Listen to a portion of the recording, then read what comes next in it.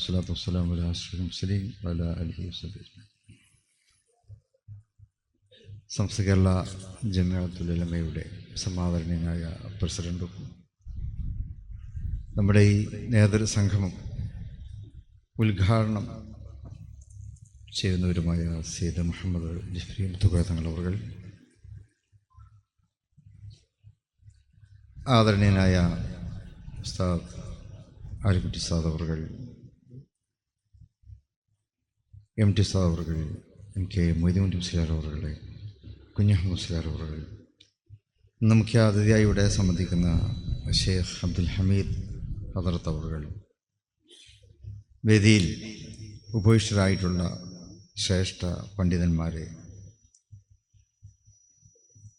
മറ്റു ഉലമാക്കൾ, ഉമറാക്കൾ, പ്രിയപ്പെട്ട സഹോദരന്മാരെ, സുഹൃത്തുക്കളെ, ഉദ്ഘാടനം ചെയ്യുന്നതിന് മുമ്പ് അധ്യക്ഷൻ എന്നുള്ള നിലക്ക് അദ്ദേഹത്തെ ക്ഷണിക്കേണ്ടത് എൻ്റെ ഒരു ചുമതലയാണല്ലോ. ആ നിലക്കാണ് ഞാൻ ഇവിടെ നിന്നിട്ടുള്ളത്. ഈ നേതൃസംഗമം നമ്മൾ വളരെയേറെ ആഗ്രഹിച്ചുകൊണ്ടിരുന്ന ഒരു സംഗമമാണ്. സംസ്ഥയുടെ 100ാം വാർഷികം എന്നൊരു ചരിത്രത്തിലേക്കുള്ളൊരു ഏടും അധ്യായവുമായി സമസ്ത കേരള ജമിഅത്തുൽ ഉലമ മുന്നോട്ട് പോവുകയാണ്. 100ാം വാർഷികം എന്നത് നമ്മൾ മലയാളത്തിൽ എഴുതുമ്പോൾ 100ാമത്തെ വാർഷികം,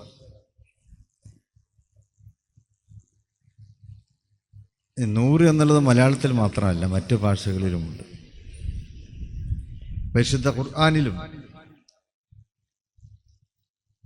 ഉപയോഗിക്കപ്പെട്ടിട്ടുള്ള ഒരു വാക്കാണ്, ഒരു ലഫ്ളാണ് നൂർ. മിനദ്ദുലുമാതി ഇലൻ നൂർ, ഇരുളുകളിൽ നിന്നുള്ള വെളിച്ചത്തിലേക്ക്. അത് പ്രകാശമാണ്. നൂർ എന്നുള്ളത് പ്രകാശമാണ്. ഇവിടെ നമ്മൾ 100ാം വാർഷികം ആഘോഷിക്കുമ്പോൾ സമസ്തയെ സംബന്ധിച്ചിടത്തോളം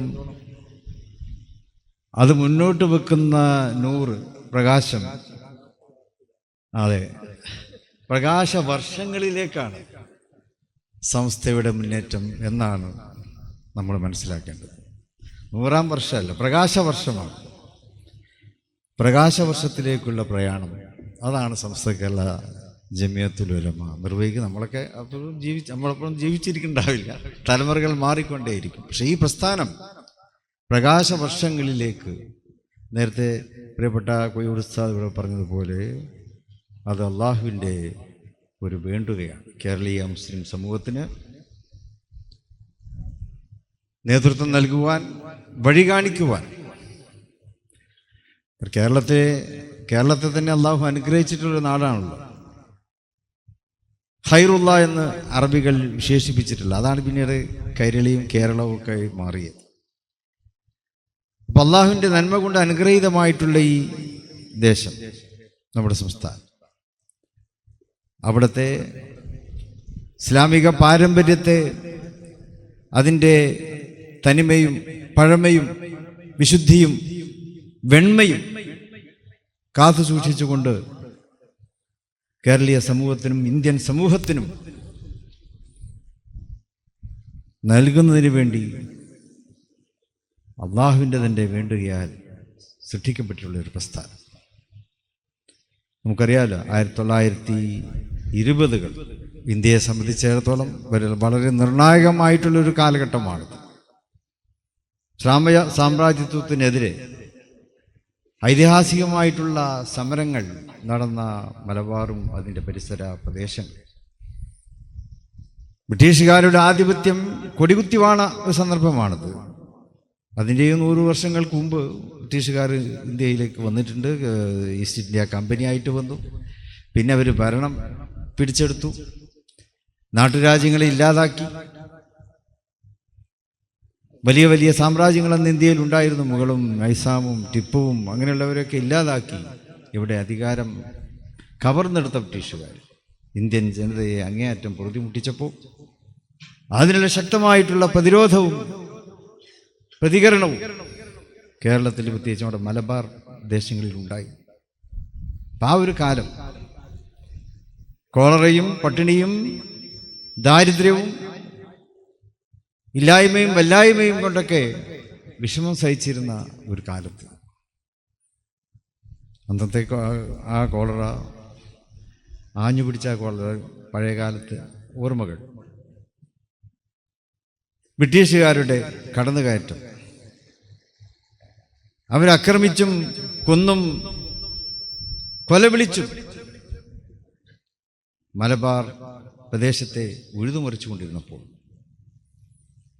അവർക്കെതിരെ പ്രതിരോധത്തിൻ്റെ അല്ലാഹു അക്ബർ കലിമധ്വനിയുമായി, ഷഹാദത്ത് കലിയുമായി ആ മഹത്തായ പ്രസ്ഥാനത്തിൻ്റെ അല്ലെങ്കിൽ ആ ഹുബ്ബുൽ വതനി മിനൽ ഈമാൻ എന്നതാണ് അവരതിനെ നയിച്ചത്. അതുകൊണ്ടാണ് അവർ തക്ബീർ ചൊല്ലിയത്.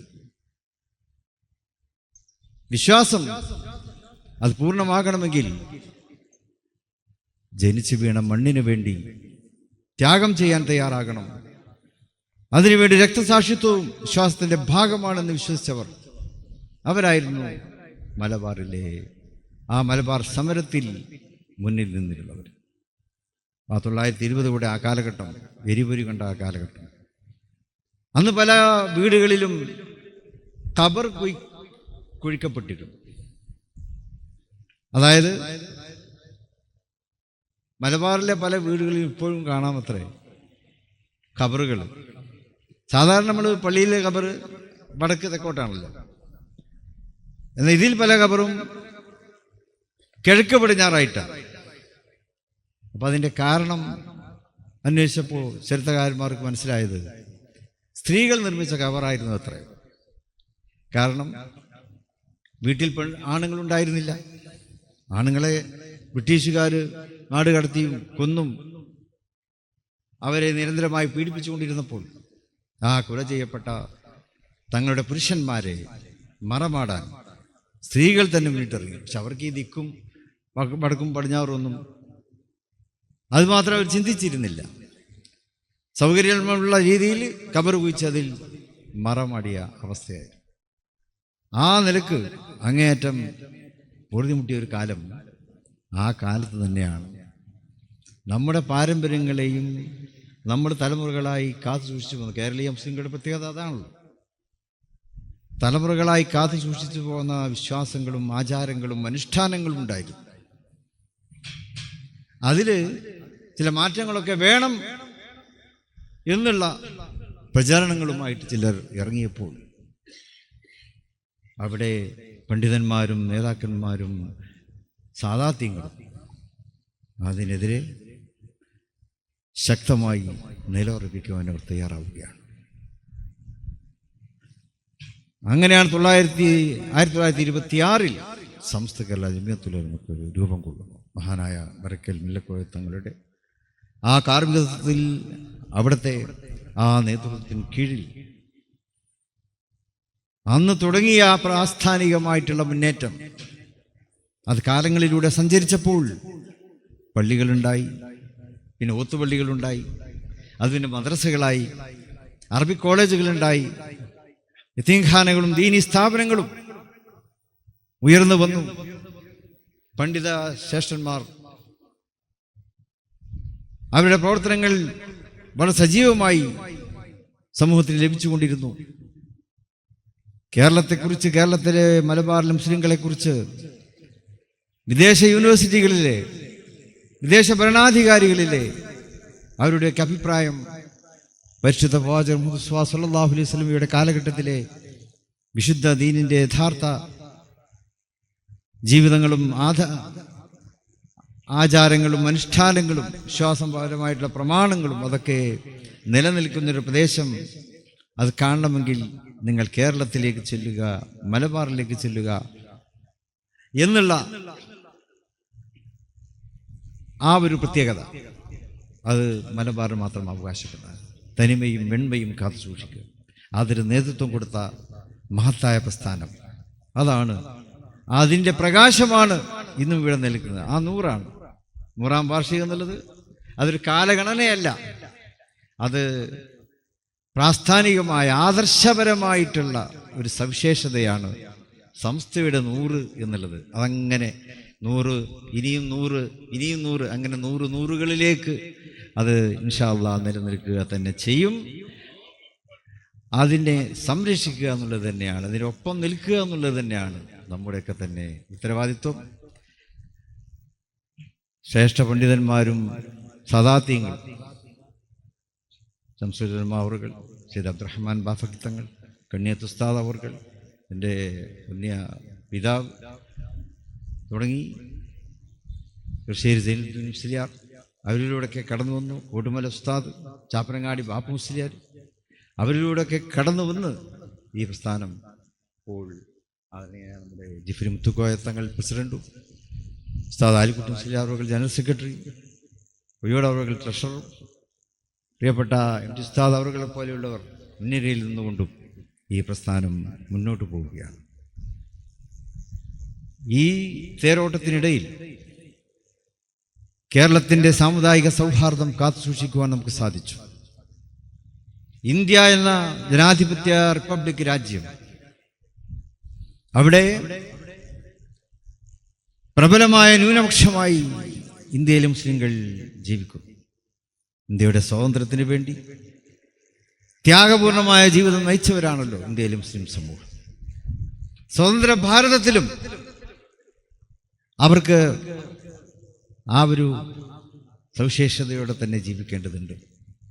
അതിന് ജനാധിപത്യത്തെ അംഗീകരിക്കണം, ഇന്ത്യൻ മതേതരത്വത്തെ പിൻപറ്റണം, മതസൗഹാർദ്ദത്തെ നിലനിർത്തണം.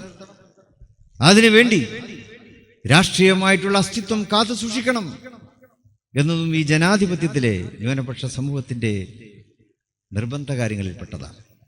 ആ രാഷ്ട്രീയ അസ്തിത്വത്തെ കാത്തു സൂക്ഷിക്കുന്നതിലും സമസ്ത കേരള ജമിയത്തുൽ ഉലമ നമുക്ക് മുന്നിൽ നിന്നുകൊണ്ട് തന്നെ മാതൃക കാണിച്ചു എന്നുള്ളതും നമുക്ക് നമ്മുടെ ജനാധിപത്യം, നമ്മുടെ മതേതരത്വം, നമ്മുടെ മതസൗഹാർദ്ദം ബഹുസ്വര സമൂഹത്തിൽ മുസ്ലിം സമൂഹത്തിൻ്റെ ഒട്ടനവധി നേട്ടങ്ങൾ ഇതൊക്കെ ഉണ്ടാക്കുന്നതിന് വേണ്ടി നമ്മെ സഹായിച്ചു എന്നുള്ളത് പകൽ വെളിച്ചം പോലെ സത്യമാണ്. ഉസ്താദ് കൊയ്യോടിവിടെ പറഞ്ഞതുപോലെ അതിപ്പോഴും ആ സന്ദേശം ജനങ്ങൾ ഉൾക്കൊള്ളും. ആദരണീയനായ ആലിക്കുട്ടി ഉസ്താദ് അവരുടെ കടന്നു വരികയാണ്. അദ്ദേഹത്തിന് നിറഞ്ഞ ആഫിയത്തിനെയും ദീർഘായുസ്സിനെയും അല്ലാഹു നൽകുമാറാകട്ടെ എന്ന് പ്രാർത്ഥിക്കുകയാണ്.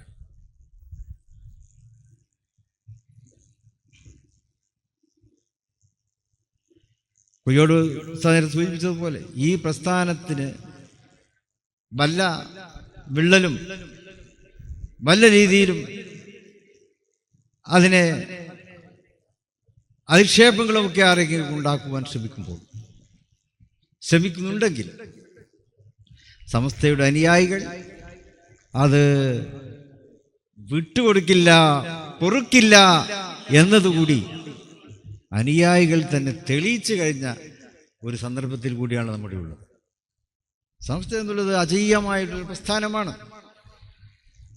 അതിവിടെ നിലനിൽക്കേണ്ടത് മുസ്ലിംകളുടെ മാത്രം ചുമതലയല്ല, അല്ലെങ്കിൽ ആവശ്യമല്ല, ഇതര സമൂഹങ്ങളുടെ കൂടി ആവശ്യമാണ്.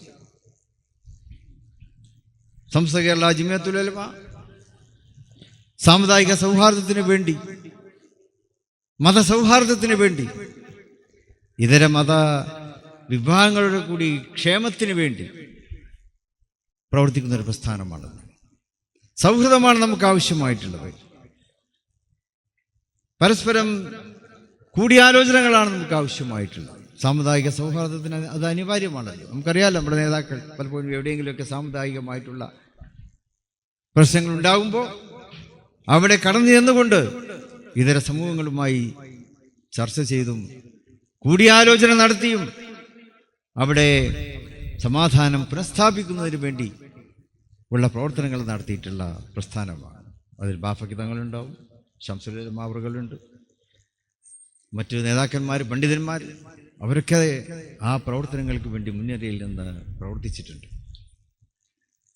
എന്നതുപോലെ തന്നെ സമുദായത്തിൻ്റെ വിദ്യാഭ്യാസപരമായിട്ടുള്ള പുരോഗതി, അതിനുവേണ്ടിയുള്ള സംസ്ഥയുടെ പ്രവർത്തനങ്ങൾ, മദ്രസാ പ്രസ്ഥാനം ലോകത്തിന് തന്നെ മാതൃകയാണ്. മഹാനായ സയ്യിദ് അബ്ദുറഹ്മാൻ ബാഫഖി തങ്ങൾ, അവരെ പോലെയുള്ളവർ ആ പ്രസ്ഥാനത്തിന് വേണ്ടി ഭരിച്ച ത്യാഗപൂർണമായിട്ടുള്ള അധ്യായങ്ങൾ തൻ്റെ കീശയിലെ ഏതാനും പച്ചനോട്ടുകൾ സംഭാവന കൊടുത്തുകൊണ്ട് വിദ്യാഭ്യാസ ബോർഡിന് രൂപം കൊടുക്കുകയാണല്ലോ. 1945 ബാഫക്കി തങ്ങൾ മദ്രസ പ്രസ്ഥാനത്തിൻ്റെ ആവശ്യകതയെക്കുറിച്ച് ബഹുമാനപ്പെട്ട സമസ്ത കേരള ജമിയത്തുൽ ഉലമയുടെ ശ്രദ്ധയിൽപ്പെടുത്തുന്നത്. അത് ആ ചർച്ചകൾ 51 സമസ്ത കേരള ഇസ്ലാം മത വിദ്യാഭ്യാസ ബോർഡിൻ്റെ രൂപീകരണത്തിന് നിദാനമാവുകയാണ്. സമസ്ത കേരള ഇസ്ലാം മത വിദ്യാഭ്യാസ ബോർഡിൻ്റെ രൂപീകരണത്തിന് ശേഷം വ്യവസ്ഥാപിതമായൊരു വിദ്യാഭ്യാസ പ്രസ്ഥാനമായി അക്കാദമിക് മേഖലയിൽ ഗവൺമെൻറ് ശ്രദ്ധിക്കുമ്പോൾ മതപരമായ വിദ്യാഭ്യാസത്തിൻ്റെ കാര്യത്തിൽ ഇസ്ലാം മത വിദ്യാഭ്യാസ ബോർഡ് ആനുകാലികമായിട്ടുള്ള എന്നതുപോലെ തന്നെ ശാസ്ത്രീയമായിട്ടുള്ള സംവിധാനങ്ങളോടെ പ്രവർത്തനങ്ങൾ ആവിഷ്കരിച്ച് മുന്നോട്ട് വരുമ്പോൾ ഇന്നത് മദ്രസകൾ, അറബിക് കോളേജുകൾ, സർവകലാശാലകൾ, ദാറുൽ പോലെയുള്ള സർവകലാശാലകൾ, അതിലൂടെ അത് വളർന്ന് മുന്നേറിക്കൊണ്ടിരിക്കുന്നു.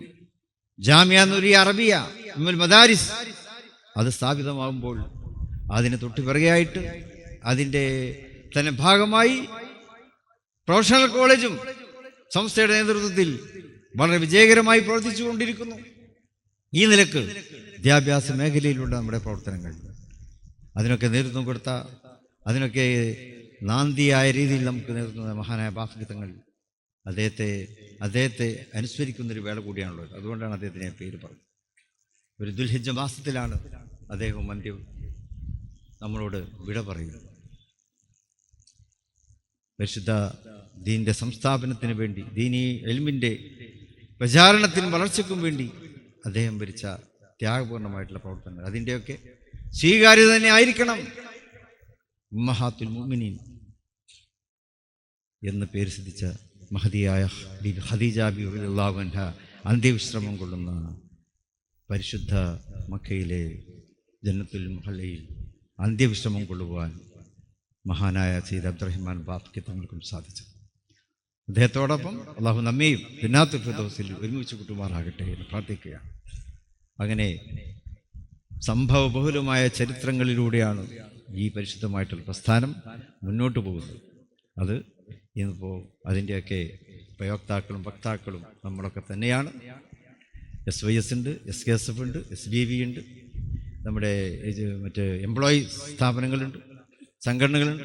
എല്ലാ മേഖലകളിലും വിശുദ്ധ ദീനിൻ്റെ സന്ദേശം ചെന്നെത്തിക്കുവാനുള്ള പ്രവർത്തനങ്ങൾ അതിൻ്റെയൊക്കെ ഭാഗമായിട്ടുള്ള പ്രവർത്തകർ തന്നെയാണ് നമ്മളെല്ലാവരും. അപ്പോൾ നമുക്ക് ആദരണീയനായ തങ്ങളോടൊപ്പം, ആദരണീയനായ ആലിക്കുട്ടി ഉസ്താദിനോടൊപ്പം, കൊയ്യൂർ ഉസ്താദിനോടൊപ്പം, MT ഉസ്താദിനോടൊപ്പം, അതുപോലെ തന്നെ മറ്റ് നമ്മുടെ ഷാബറ നമ്മുടെ പണ്ഡിത ശ്രേഷ്ഠന്മാരാണുള്ളത്.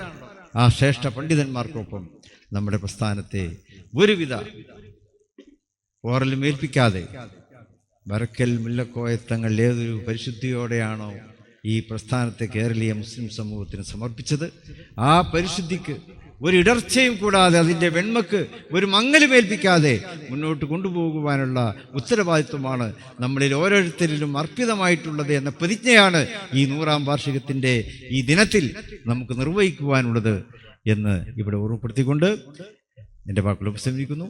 ഈ മഹത്തായി നേതൃസംഗമത്തിൻ്റെ ഔപചാരികമായ ഉദ്ഘാടനം നിർവഹിക്കപ്പെടാൻ ആദരണീയനായ സയ്യിദ് മുഹമ്മദ് ജിഫ്രി മുത്തുക്കോയ തങ്ങളെ വളരെ ആദരപൂർവ്വം ക്ഷണിച്ചുകൊണ്ട് ഞാൻ എൻ്റെ ഈ ഭാഷണം ഒഴിയുന്നു. വാഹൃദവാന അൽഹംദുലില്ലാഹി റബ്ബിൽ ആലമീൻ. അസ്സലാമു അലൈക്കും വറഹ്മത്തുള്ളാഹി വബറകാതുഹു.